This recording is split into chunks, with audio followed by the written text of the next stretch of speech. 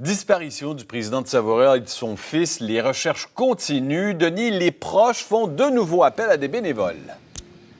Oui, il faut dire actuellement, Richard, que les autorités y vont d'arrache-pied pour continuer ces recherches pour tenter de localiser l'appareil disparu depuis 9 jours, depuis mercredi de la semaine dernière. Stéphane Roy, son fils Justin, 14 ans, manque toujours à l'appel. Et aujourd'hui, dans le ciel, survolent entre autres des avions Hercule, des hélicoptères des Forces armées canadiennes également, des hélicoptères de la Sûreté du Québec dans des territoires précis. On pourrait situer ça au nord-est du Mont-Tremblant. Je dois dire que M. Roy partait de son chalet au Lac-Labidière, qui est à 200 000 en vol d'oiseau, 200 km à vol d'oiseau de Sainte-Sophie, où il devait se rendre. Donc, les recherches se concentrent, ont d'abord commencé dans le grand territoire, mais se reconcentrent davantage vers le nord. Et il y a la famille, justement, qui a réussi jusqu'à maintenant quand même à mobiliser plusieurs propriétaires de petits hélicoptères, d'hélicoptères et même d'avions pour faire des recherches.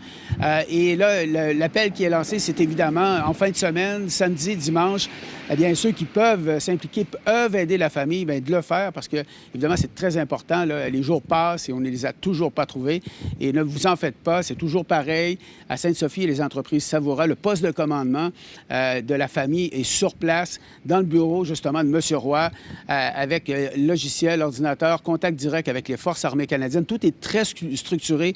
Ils ont même la part d'un spécialiste de recherche et sauvetage qui les aide dans ces démarches et qui s'assure que tout se passe bien. Et la structure a très bien fonctionné jusqu'à maintenant. On écoute ce spécialiste.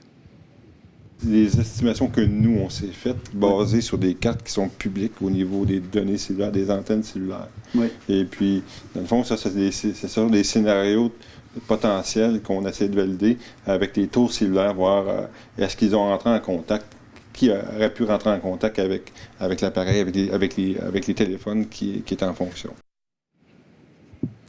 Alors, il faut bien comprendre, donc, il y a des indications qui pourraient donner des endroits pour faire des recherches. On concentre les énergies de ce côté-là.